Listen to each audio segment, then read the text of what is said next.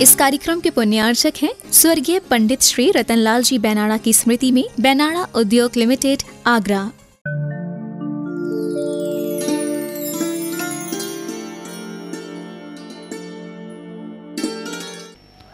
पैदा ही नहीं करती है और सुनो, मार करके खाती नहीं अपने बच्चे को। हमने किसी सुअरनी को नहीं देखा कि अपने बच्चे को मार करके खा गई होगी।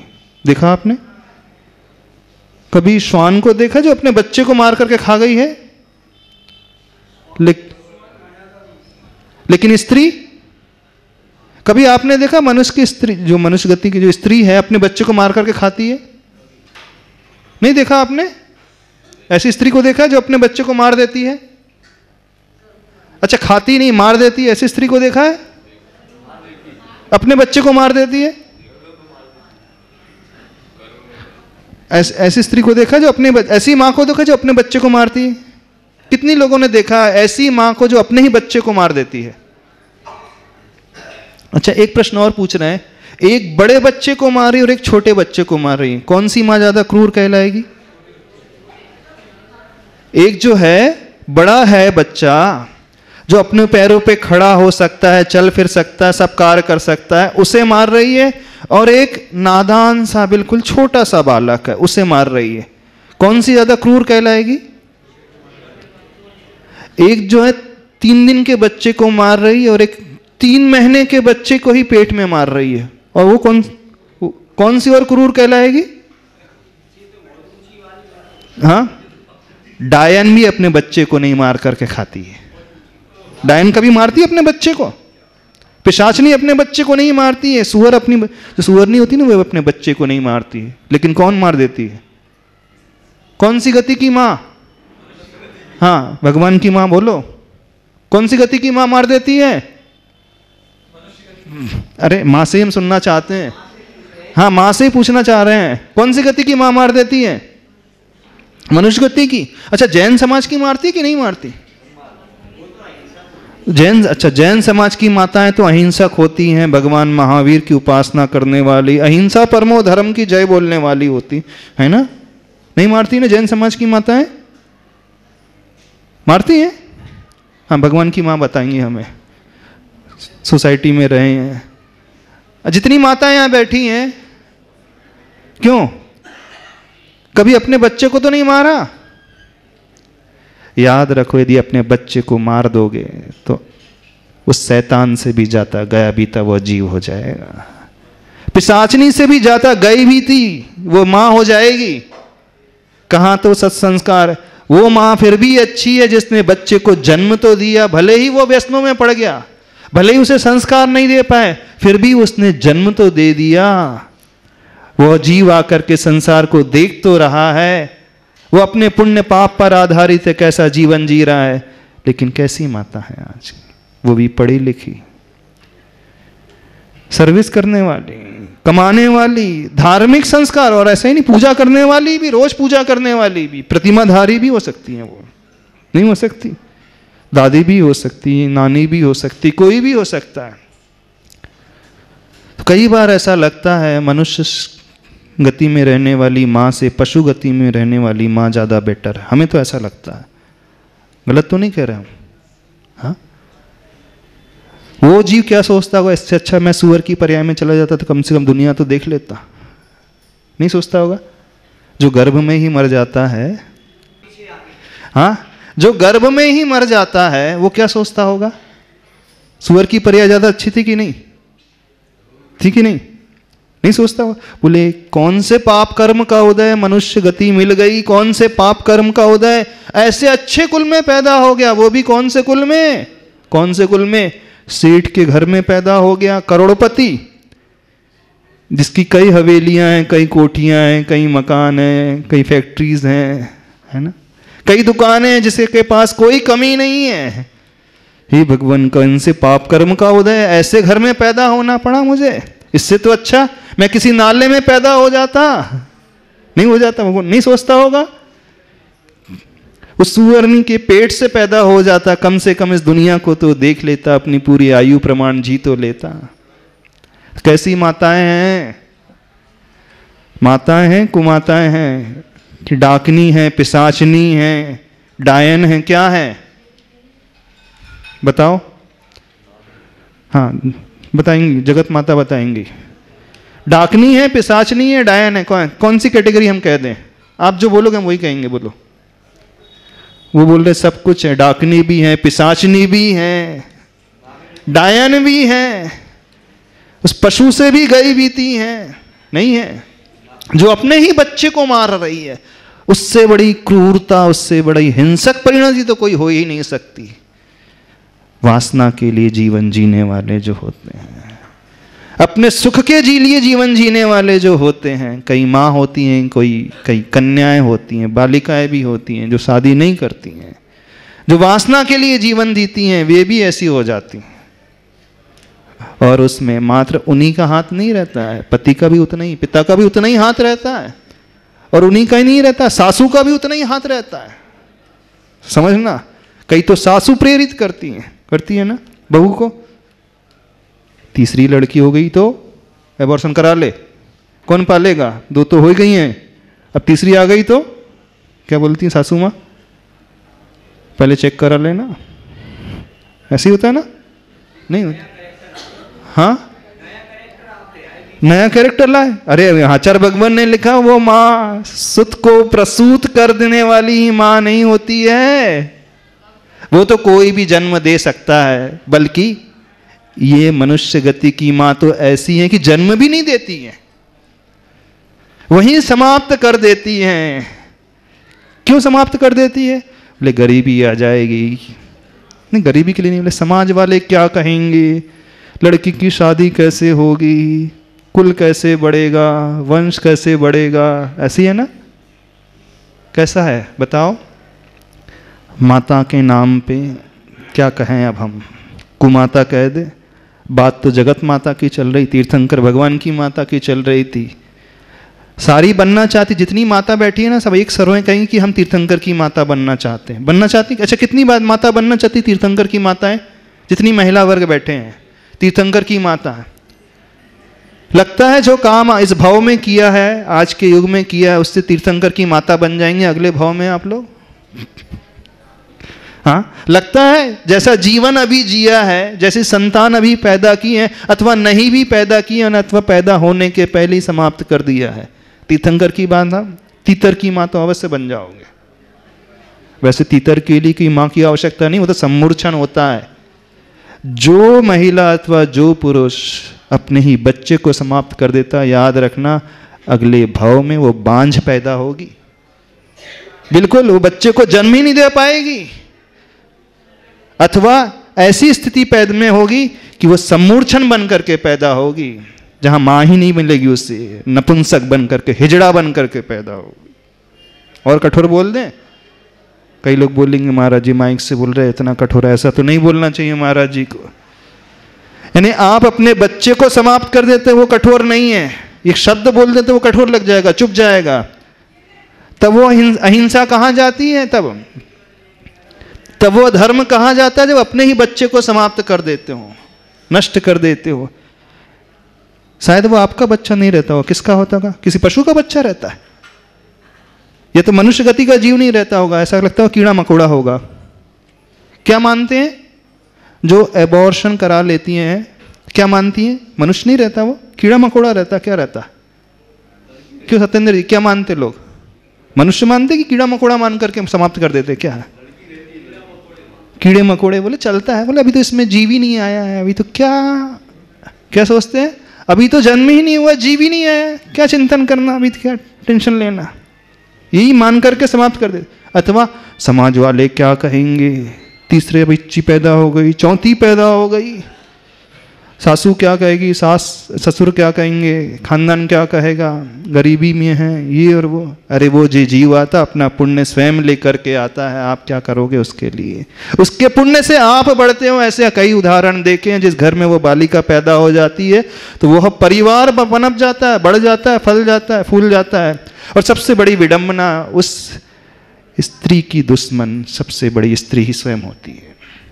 उस लड़की की दुश्मन सबसे बड़ी स्त्री जाति होती है। नहीं, स्त्री जाति की दुश्मन स्त्री ही है, पुरुष नहीं होता। माँ ही सबसे पहले समाप्त करती है अपने बालिका को। सबसे ज्यादा घृणा किसके होती है आप लोगों को? स्त्री बालिका से होती है ना। जितनी भी माँ वो सब बालक को ही चाहती हैं, पुत्र चाहती हैं, वो पुत्री नहीं चाहती है। यानी स्वयं स्त्री जाति की होकर के आप चाहते हो कि बालक पैदा हो। सबसे बड़ी कट्टर दुश्मन जो है स्त्री जाति की, स्त्री स्वयं होती है। तो ऐसी माँ से बांझ रहना ज्यादा बेटर है। सही कह रहे हैं। ऐसी माँ से माँ नहीं बनना ज्यादा बेटर है। यदि क्षमता नहीं हो तो ज्यादा अच्छा, और यदि क्षमता मिली है, पुण्य कर्म से संतान की उत्पत्ति हो रही है, तो उसे जन्म देना, न केवल जन्म देना बल्कि सत्संस्कार भी अवश्य देना उसे। बातें तो बहुत बड़ी बड़ी करते हैं सभी लोग, पूजा में तो बहुत बड़ी बड़ी बातें करते हैं, अर्घ चढ़ाते हैं बड़ी बड़ी बातें बोल करके, लेकिन जीवन कैसा जी रहे हैं। और ऐसे पढ़े लिखे लोग, करोड़पति लोग, बड़े बड़े लोग, समझदार लोग, धार्मिक लोग, तथाकथित सारे के सारे धार्मिक, तथाकथित पढ़े लिखे, तथाकथित सो कॉल्ड बड़े लोग, जिन्हें कुछ समझ में आता नहीं है, धर्म की ABCD नहीं आती है, ऐसा काम घृणित कृत्य कर देते हैं और पश्चाताप भी नहीं करते। यदि पश्चाताप नहीं करोगे, प्रायश्चित नहीं लोगे, तो भवो भव तक भटकते रहोगे और बांझ बन करके ही पैदा होगे, अथवा सम्मूर्छन बन करके पैदा होगे नरकों में, जहां ना मां मिलेंगे ना पिता मिलेंगे। समझ रहे हो कि नहीं? पिता और मां बन करके यदि ऐसा घृणित कृत्य किया है तो मान करके चलना, भवो भवो में वह जीव इसी प्रकार से पैदा होगा, और अथवा ऐसा पैदा होगा कि उसे माता पिता की आवश्यकता नहीं, सम्मूर्छन बन करके पैदा होगा, जन्म लेकर के चला जाएगा। प्रसंग तो ये चल रहा था, सुत संतान की सुषुप्त शक्ति को सचेत और 100% सशक्त साकार करना होता है सत्संस्कारों से। संतों से यही श्रुति सुनी है। संतान की अवनति में निग्रह का हाथ उठता है माँ का, और संतान की उन्नति में अनुग्रह का माथ उठता है माँ का। और यही हुआ प्रकृति माँ की आँखों से रोती हुई करुणा, बिंदु बिंदु करके दृग बिंदु के रूप में करुणा कह रही है कण कण को कुछ। जब उसने चांटे लगाए तो वो स्वयं रोने लगी, करुणा उसकी जागृत हो गई। लेकिन आज की माँ की करुणा तो एकदम सो गई। सो गई है ना करुणा, जागृत तो नहीं है। करुणा ही लुप्त हो गई है, धर्म ही पूरा का पूरा लुप्त हो गया है। उस प्रकृति माँ की तो करुणा जाग गई, लेकिन यहाँ सुनने वाली माताओं के कानों में जूं तक नहीं रेंग रहा। हम बता रहे हैं, सुन करके चले जाओगे, छोड़ करके चले जाओगे, बोले आजकल की जमाना है, फैशन चलता है आजकल, इसमें थोड़ी पाप होता है ना, नया ट्रेंड है, वो आजकल के ज़माने में सब चलता रहता है।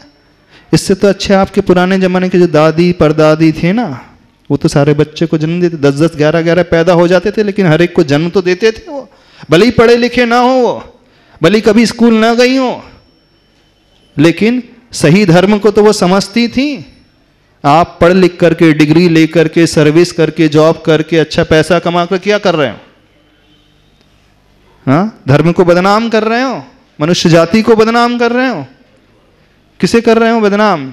एक तरफ तो तीर्थंकर भगवान के पंच कल्याणक की बात करते हैं, एक तरफ तो गर्भ कल्याणक मनाने की बात, एक तरफ जन्म कल्याणक मनाने की बात, और अपने ही बच्चे को जन्म नहीं देते हो, उसे ही समाप्त कर देते हो। संकल्प लेकर के जाओ, सारी माताएं, सारे पिता, दादा दादी कि ऐसा कृत्य न करेंगे, न अनुमोदना करेंगे, और किया है तो उसका प्रायश्चित ले लेना गुरु से जाकर के, तो थोड़ा पाप कम हो जाएगा। नहीं तो भवो भवो तक नरकों में जाकर के भटकना पड़ेगा, दुखों को सहन करना पड़ेगा। सभी से कह रहे हैं, जितनी माताएं हैं, यदि गलती से हो गया है, अथवा अज्ञान में कर दिया है, अथवा दबाव में कर दिया है, अथवा स्वेच्छा से कर दिया है, भोग के लिए कर दिया हो, विषय वासना के लिए भी कर दिया हो, परिस्थिति चाहे कोई भी क्यों ना हो, यदि हो गया हो अथवा कर दिया हो, तो उसका प्रायश्चित ग्रहण कर लेना गुरु से जाकर के, तो थोड़ा हल्का हो जाओगे, अन्यथा दुख के अलावा कुछ नहीं भोगना पड़ेगा।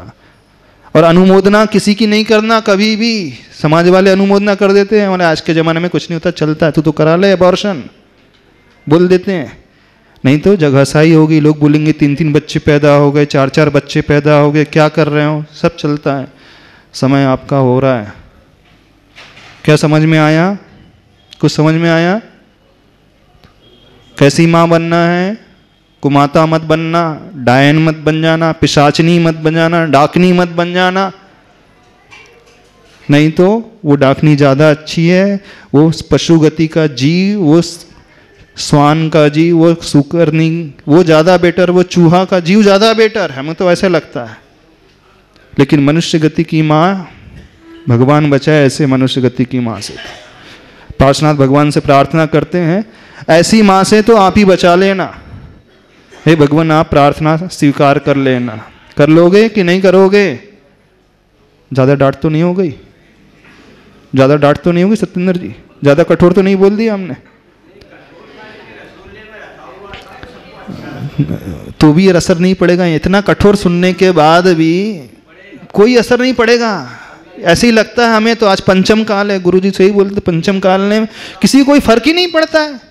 जैसी सारी संवेदनाएं मर गई हैं, संवेदना विहीन हो गया है जीव। नाम मात्र का मनुष्य है, लेकिन मनुष्य के भेष में चांडाल है, ऐसा ही लगता है। चांडाल भी नहीं है, राक्षस है। राक्षस भी नहीं, उससे भी गया बीता है। अब क्या कहें हम? हाँ, तो वर्तमान के माता पिता ये संकल्प ले और आने वाली पीढ़ी भी ये संकल्प ले और किसी की अनुमोदना नहीं करे, यह भी संकल्प लें। सबको सही मार्गदर्शन दे, ये संकल्प लें। समय हो गया है, आज इतना ही कहना पर्याप्त समझते हैं। तो पंच कल्याणक आ रहे हैं, गर्भ कल्याणक, जन्म कल्याणक के लिए तैयारी कर लेना, मानस बना लेना। भगवान के कल्याणक तो बहुत मना ली, थोड़ा सा अपना कल्याण भी कर लेना, थोड़ी सी अहिंसा धर्म को ला करके। बोले आचार्य परमेष्टि गुरुदेव श्री विद्यासागर जी महाराज। कल तक इस मूक माटी महाकाव्य में जो विषय लिया था, जन्म तो हर माँ दे देती है अपने बच्चों को, लेकिन सही माता वो कहलाती है जो जन्म के साथ साथ कुछ संस्कार भी अपने संतान को दे। बच्चे पैदा करने में ज़्यादा पुरुषार्थ नहीं होता है, तो 9 महीने के बाद गर्भ से वो जीव आ जाता है, लेकिन उस जीव को जीने लायक बनाने के लिए लगभग 20 से 25 वर्ष का सही पुरुषार्थ लगता है।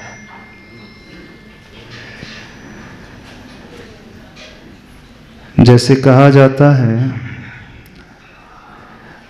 बोलना तो बालक 2-3 साल में सीख ही जाता है, लेकिन क्या बोलना, कैसे बोलना, कब बोलना, कहाँ बोलना, कितना बोलना, क्यों बोलना, यह सीखने के लिए शायद 20 वर्ष भी कम पड़ जाते हैं। गलत तो नहीं कह रहे? तुतलाती भाषा में वह 3 वर्ष का जब होता है तो बहुत अच्छे से बोल लेता है। शुरुआत माँ से ही वो करता है, लेकिन उस जीव को जीवन देने वाली भाषा, उस जीव को जीने की कला सिखाने वाली जो प्रक्रिया है, उसे सीखने के लिए 2-3 वर्ष पर्याप्त नहीं होते हैं, एक लंबा अरसा लगता है।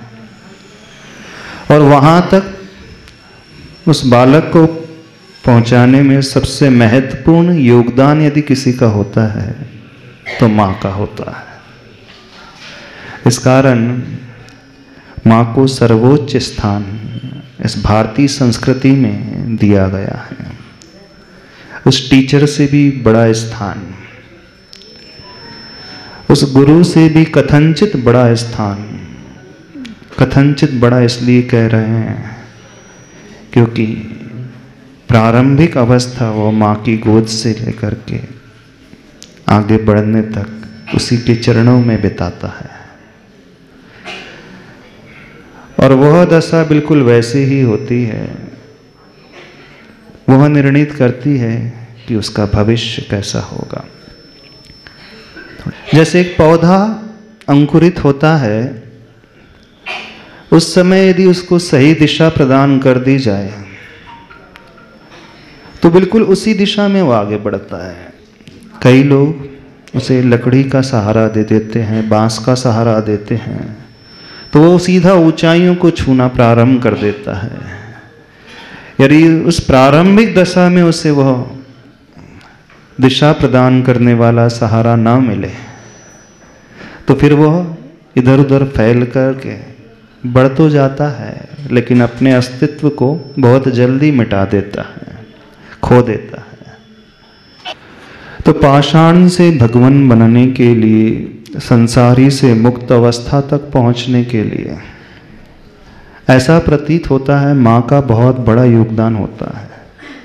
कितना बड़ा योगदान, मात्र माँ का ही नहीं, माँ की सेवा के लिए अष्ट कुमारियाँ आती हैं, 56 कुमारियाँ देवियाँ आती है। सेवा क्या करती हैं? माँ के मन को वह धर्म में लगा करके रखती है।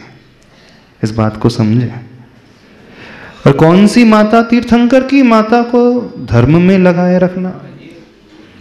क्या तीर्थंकर की माता भी भटक सकती है? बताओ। जो तीर्थंकर जैसे बालक को जन्म देने वाली है, क्या वह भी संस्कार विहीन हो सकती? क्या वो भी गलत दिशा में जा सकती? नहीं जा सकती। फिर भी क्या आवश्यकता होती है? तो आचार्य भगवान कहते हैं ठीक है, उपादान बहुत प्रभावशाली होता है, शक्तिशाली है, लेकिन उपादान के साथ साथ निमित्त का भी बहुत बड़ा रोल होता है, सहयोग का भी बहुत बड़ा रोल होता है।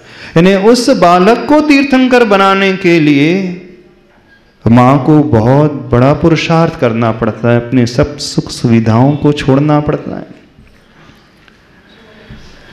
कौन सी सुविधाएं? सारे संसार के विषयों को छोड़ देती है माँ जब तीर्थंकर बालक को जन्म देती है। संयम से जीवन बिताना प्रारंभ कर देती है। तीर्थंकर के आने के पूर्व तो वह सब कुछ लगी रहती है, सब दिशाओं में लगी रहती है, इंद्रियों के विषयों में लीन रहती है, लेकिन जैसे ही वो बालक आता है, क्योंकि वह होनहार बालक है, सामान्य बालक नहीं, ऐसा बालक जो अनेकानेक जीवों का कल्याण करने वाला बालक होगा। तो उस भूमिका को तैयार करने के लिए माँ को भी बहुत बड़ी साधना करना पड़ता है, नहीं करना पड़ता? कितनी माता हैं जो चाहती हैं कि हम भी तीर्थंकर की माँ बने? चाहते हो? ऐसे ही नहीं बनती तीर्थंकर की माँ, बोली से नहीं बनती है। किससे बनते हैं? साधना से बनती है। जो अभी से भावना भाना प्रारंभ करता है वही किसी भव में जाकर के वो पद को पाता है। यदि तीर्थंकर की भावना भावोगे, तीर्थंकर जैसे बालक की भावना भावोगे, भले ही आपका बालक तीर्थंकर ना बन पाए, लेकिन एक योग्य इंसान अवश्य बन जाएगा, एक संस्कारित व्यक्ति अवश्य बन जाएगा। भले ही वो तीर्थंकर जैसे अनेकानेक जीवों का उद्धार ना कर सके, लेकिन कम से कम अपने परिवार के लोगों का तो उद्धार कर ही देगा। उसके आश्रय रहने वाले, उसके जो फ्रेंड सर्कल में मित्र आदि रहते हैं, अड़ोस पड़ोस में, समाज में जो भी उसके कनेक्शन में रहते हैं, उसके संपर्क को पा करके, उसकी सन्निकटता को पा करके उनका भी जीवन बदल जाता है। इस योग्यता को वह बालक भी अपने भीतर प्रकट अवश्य कर लेता है, लेकिन वह योग्यता प्रकट करने के लिए आवश्यकता उस माँ की संस्कार की है, उस माँ की साधना की है, उस माँ की तपस्या की है, माँ की वैराग्य की है, माँ की संसार से विमुक्ता की है। कहना बहुत आसान है कि तीर्थंकर की माँ बनना चाहते हो, लेकिन तीर्थंकर की माँ बनने के लिए सुविधाओं को छोड़ना पड़ता है, किटी पार्टी को छोड़ना पड़ता है, मोबाइल को छोड़ना पड़ता है, घूमना फिरना छोड़ना पड़ेगा, टीवी छोड़ना पड़ेगा, धर्म से जुड़ना पड़ेगा। तैयार है? नहीं महाराज जी, वो छोड़ने के लिए तो तैयार नहीं, सुख सुविधाओं से ऊपर उठने के लिए नहीं है, वो तो नहीं हो सकता। हम सुविधाओं को भोगते हुए कुछ ऐसा कर जाए तो ऐसा तो हो ही नहीं सकता। वहां से फिर तीर्थंकर तो पैदा नहीं होगा। कौन पैदा होगा बता दो? सद्दाम हुसैन? कौन सा बालक पैदा होगा? कौन सा जीव पैदा होगा जो बहुत आसानी से आतंकवादी बन सकता है, बहुत आसानी से वो व्यसनों में लिप्त रहने वाला वो बन सकता है? दोनों ही चीज एक साथ नहीं हो सकती। पूज्य आचार्य भगवान एक दोहा हमेशा कहते थे, दो ही काम नहीं होत सयाने, विषय भोग और मोक्ष ही जाने। है ना? दोनों काम एक साथ नहीं हो सकते। हम संस्कार की भी बात कर ले, जीवन उद्धार की भी बात कर लें, और मोक्ष की ओर कदम बढ़ाने वाली भी बात कर लें, संभव नहीं है। दोनों अपोजिट डायरेक्शन है। दोनों, एक नॉर्थ पोल है, एक साउथ पोल है। नॉर्थ और साउथ पोल कभी एक साथ रह ही नहीं सकते। एक मैग्नेट में नहीं रह सकते। रह सकते? असंभव है बात। तो जीवन में ऊपर उठने के लिए, आगे बढ़ने के लिए, दूसरों को दिशा निर्देश देने के लिए, दूसरों को बहुत ऊंचाई में पहुंचाने के लिए सबसे बड़ी आवश्यकता होती है हम स्वयं ऊंचाई में रहें। तभी तो हम किसी को नीचे से ऊपर उठा सकते हैं। कोई डूब रहा हो, उसे बचाना हो, कैसे संभव होगा? जब बचाने वाला उससे ऊपर हो तभी उसे पकड़ करके ला सकता है, और बचाने वाला स्वयं नीचे हो, कहां से उसे उठाएगा? तो हर माता चाहती है कि मेरी संतान बहुत अच्छी बने, पर स्वयं देखो पहले आप हो कहां पर। क्या कर रहे हो? कैसा जीवन जी रहे हो? किस प्रकार से अपने आप को बना करके चल रहे हो? कई बार ऐसा भी होता है, माता बहुत अच्छी हो जाती है लेकिन संतान कई गलत संगति में फंस जाती है तो भी विमुख हो जाती है। तो दोनों को ही बैलेंस बना करके चलना चाहिए। एक जगह से भी इम्बैलेंस होता है तो परिस्थिति गड़बड़ा जाती है। समझ रहे हो कि नहीं समझ रहे हैं? सुमाता बनना आसान नहीं है, हंसी खेल नहीं है, बहुत कठिन है। बहुत बड़ी साधना की अपेक्षा वो रखता है, और साधना आज के जमाने में कोई नहीं करना चाहता, बिल्कुल नहीं करना चाहता।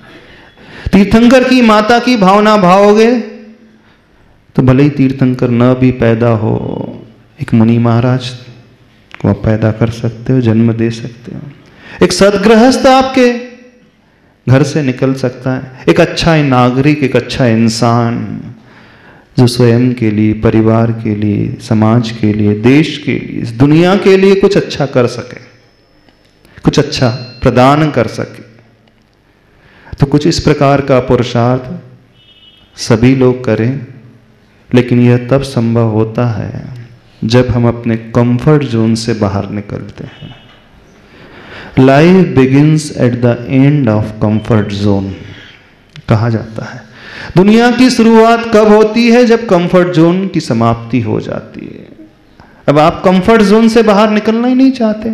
आज की नारी कंफर्ट जोन से बाहर निकलना चाहती। कंफर्ट जोन समझते हो? हाँ? सुख सुविधाओं में रहने का जो आदी हो जाता है वो कंफर्ट जोन कहलाता है। लेकिन जीवन की शुरुआत उस कंफर्ट जोन के अंत से होती है। हो तैयार उस कंफर्ट जोन को छोड़ने के लिए?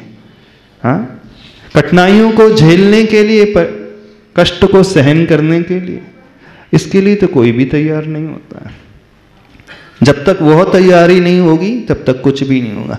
जितने भी महान आत्माएं, महापुरुष, बड़े लोग हुए हैं जिन्होंने ऊंचाइयों को छुआ है, चाहे वो तीर्थंकर हो, चाहे वो आचार्य गुरुवर श्री विद्यासागर जी महाराज हो, चाहे बड़े नेता हो, चाहे बड़ा लीडर हो, चाहे बड़ा बिजनेसमैन हो, बिजनेस टाइकून हो, कोई भी क्यों ना हो, जो जो अपने क्षेत्र में बहुत ऊंचाइयों पर पहुंचता है, एक कॉमन बात सभी के भीतर होती है कि वे हमेशा अपने कंफर्ट जोन से ऊपर उठे हुए रहते हैं।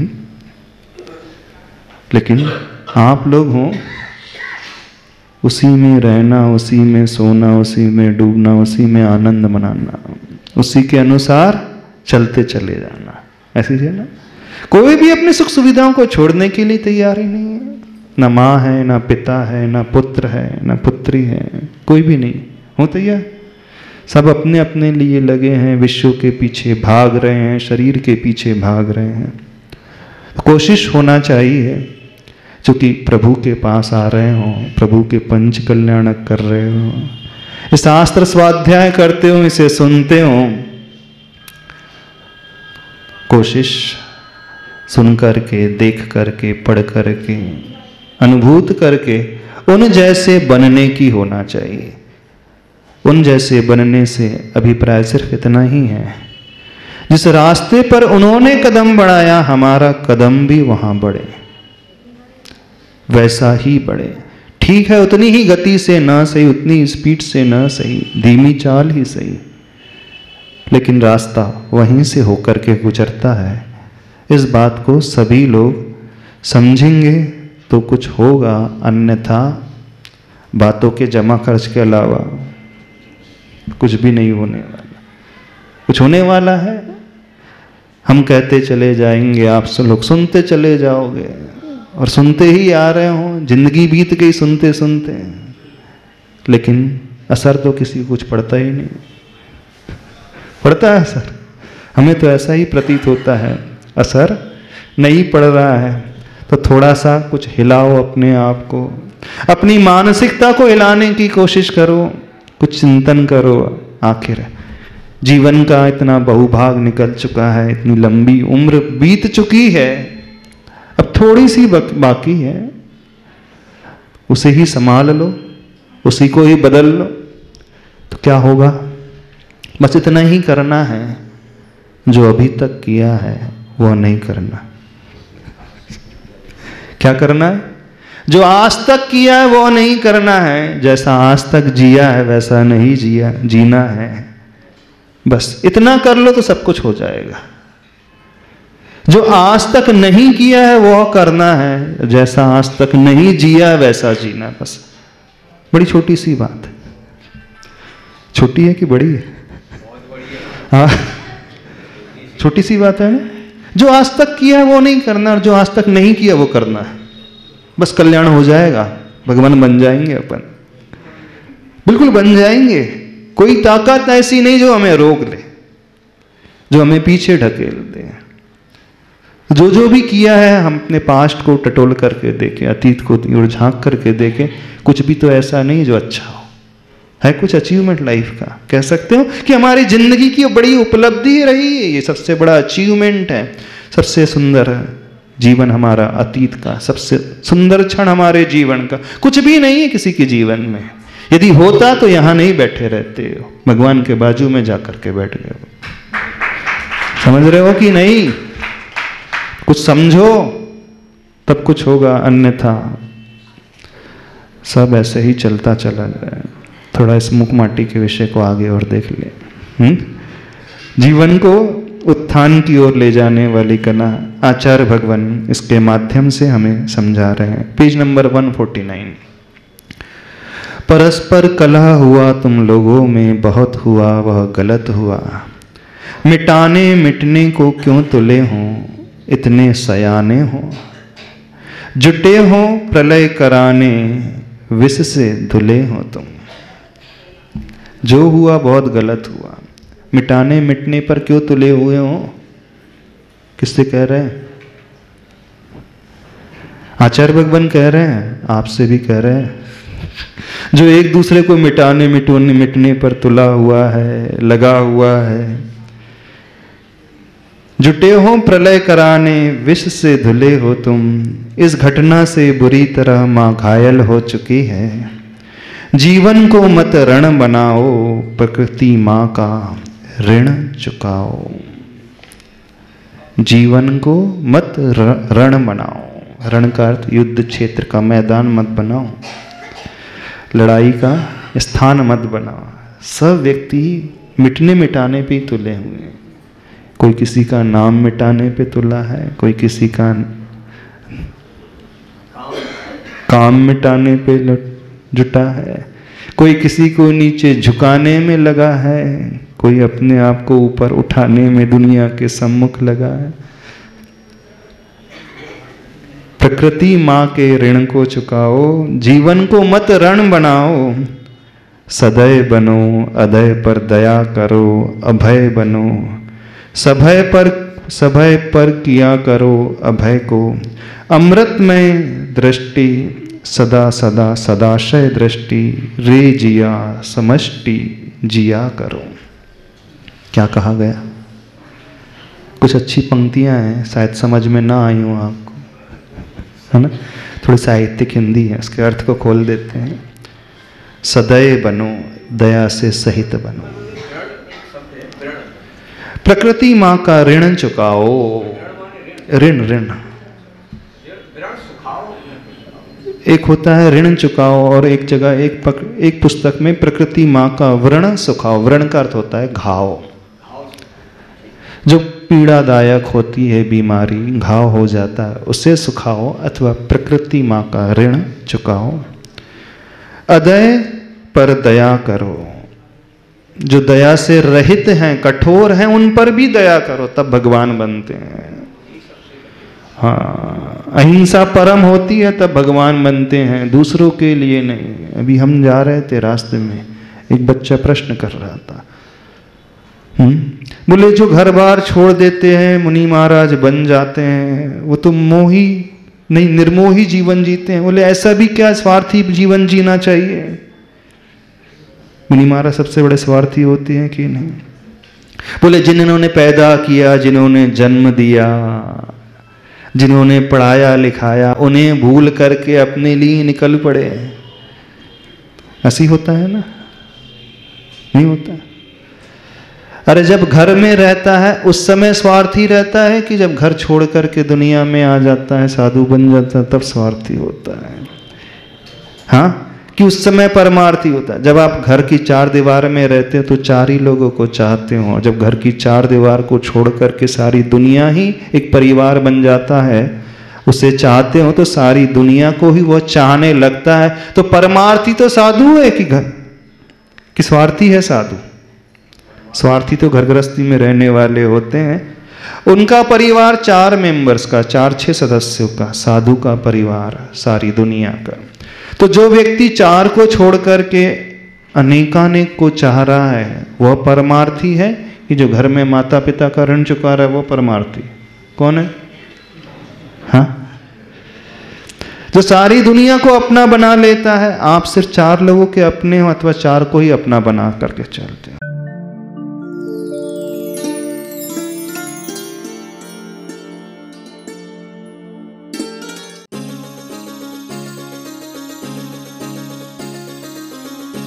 इस कार्यक्रम के पुण्यार्चक थे स्वर्गीय पंडित श्री रतनलाल जी बैनाड़ा की स्मृति में बैनाड़ा उद्योग लिमिटेड, आगरा।